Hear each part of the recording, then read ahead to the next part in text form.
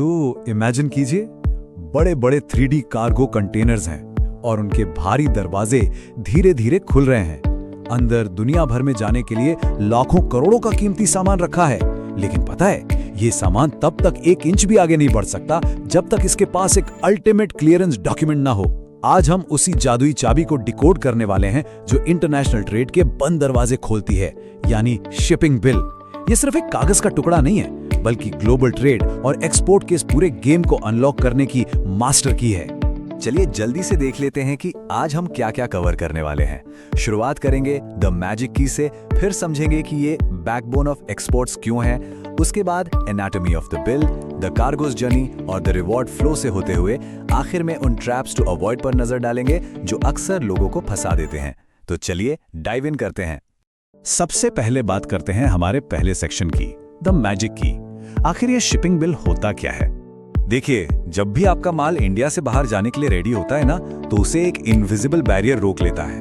और ये बैरियर सिर्फ इस एक डिक्लेरेशन से हटता है। टेक्निकली कहें तो कस्टम्स एक्ट 1962 के सेक्शन 50 के तहत इसे फाइल करना लीगली कंपलसरी है। इसके बिना इंडिया से कुछ भी एक्सपोर्ट करना बिल्कुल नामुमकिन है, नो वे।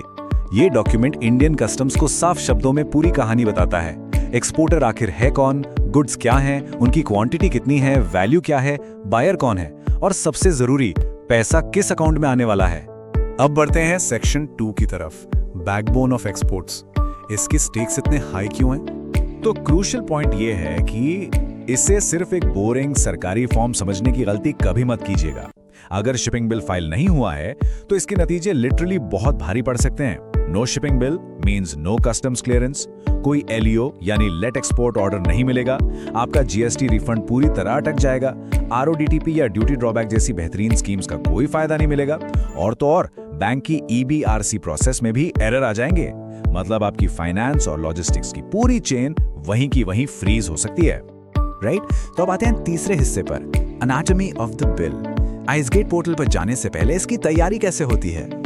अब जो सबसे इंटरेस्टिंग बात है वो ये है कि इतने बड़े डेटा को कितने शानदार और स्ट्रक्चर्ड तरीके से 4 पिलर्स में बांटा गया है। पहला है एक्सपोर्टर डिटेल्स, जिसमें नाम, IEC नंबर और GSTIN आता है। दूसरा बायर डिटेल्स, सामान किसे जा रहा है, उसका नाम और एड्रेस। तीसरा और बहुत क्रूशियल है प्रोडक्ट डिटेल्स, एकदम सही HS कोड, गुड्स का डिस्क्रिप्शन, क्वांटिटी और वेट।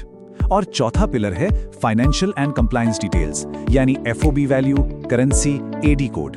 ये सब मिलकर इस डॉक्यूमेंट का एक परफेक्ट ब्लूप्रिंट बनाते हैं।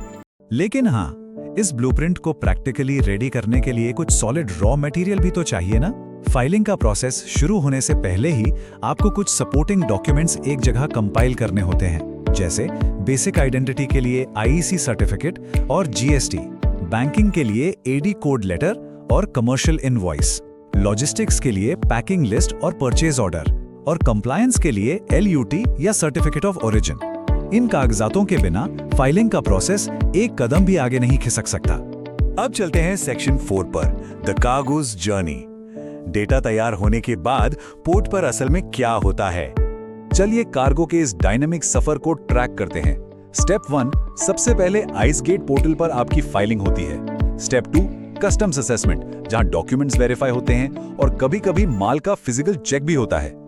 जब सब एकदम परफेक्ट होता है तब आता है स्टेप 3, LEO इशू होना। फिर स्टेप 4 में फाइनली गुड्स उस जहाज या फ्लाइट में लोड होते हैं। और लास्ट में स्टेप 5, EGM फाइल होती है। अब इन 2 क्रिटिकल टर्म्स को ना बिल्कुल दिमाग में बैठा लीजिए। पहला है LEO यानी लेट एक्सपोर्ट ऑर्डर। ये समझ लीजिए कि कस्टम्स ने आपके कार्गो कंटेनर को आगे बढ़ने के लिए एकदम ग्रीन सिग्नल दे दिया है, ये उनकी फाइनल परमिशन है। और दूसरा है EGM, एक्सपोर्ट जनरल मैनिफेस्ट। ये इस बात का एकदम सॉलिड और आखिरी सबूत है कि आपका माल असल में इंडिया से बाहर निकल चुका है। एक और जरूरी बात, हर एक्सपोर्ट के लिए एक ही टाइप का शिपिंग बिल यूज नहीं होता। ये आपकी स्कीम्स और इंसेंटिव्स के हिसाब से बदलता है। जैसे अगर कोई इंसेंटिव नहीं लेना तो फ्री शिपिंग बिल, अगर ड्यूटी ड्रॉबैक क्लेम करना है तो ड्रॉबैक शिपिंग बिल, जहां एक्सपोर्ट ड्यूटी लगती है वहां ड्यूटेबल शिपिंग बिल, और एडवांस ऑथराइजेशन जैसी खास स्कीम्स के लिए स्कीम बेस्ड बिल। है ना काफी logical? Moving on to section 5, the reward flow. अब बात करते हैं उन फायदों की जिसका सबको इंतजार रहता है। इस पूरे ब्यूरोक्रेटिक प्रोसेस का अल्टीमेट गोल क्या है? चलिए एक प्रैक्टिकल एग्जांपल से समझते हैं। मान लीजिए लेदर बैग्स को यूएसए एक्सपोर्ट किया जा रहा है। फ्लो कैसे चलेगा? फर्स्ट, शिपिंग बिल फाइल हुआ और कस्टम से एलईओ मिल गया। सेकंड, बैग्स यूएसए के लिए निकल गए। थर्ड, बायर ने वहां से पेमेंट भेज दी। फोर्थ, बैंक ने उस पेमेंट के बेसिस पर ईबीआरसी इशू कर दिया। और फिफ्थ, इस पूरी चेन के सक्सेसफुल होने के बाद फाइनली आरओटीटीपी और जीएसटी रिफंड जैसे एक्सपोर्ट इंसेंटिव्स क्लेम किए जाते हैं। ये है असली रिवॉर्ड।